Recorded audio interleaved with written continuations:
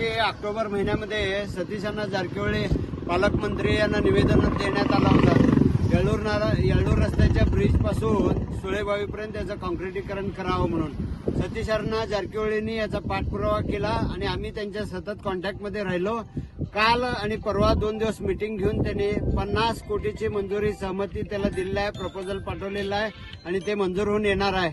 आणि पहिल्या टप्प्यामध्ये येळूर रस्त्याच्या ब्रिज पासून कुडशीच्या ब्रिज पर्यंत जवळजवळ 15 किलोमीटर त्याचं कॉन्क्रिटीकरण होणार आहे। यासाठी पूर्णपणे रमाकांतदादा कोंडुस्कर यांच्या नेतृत्वाखाली सतीश जारकिहोळी साहेबांनी हे काम केलेलं आहे आणि आम्ही त्यांची कृतज्ञता व्यक्त करतो। आम्ही त्यांचे ऋणी आहे आणि आम्हाला फार आनंद झाला हे मंजुरी करून दिल्याबद्दल। ह्याच्यात मुख्य जो सिंहाचा वटा उचललाय तो रमाकांतदादा कोंडुस्कर आणि सतीश जारकिहोळी साहेबांनी केलेला आहे। इतर सहकार्यांनी सहकार्य केलेलं आहे।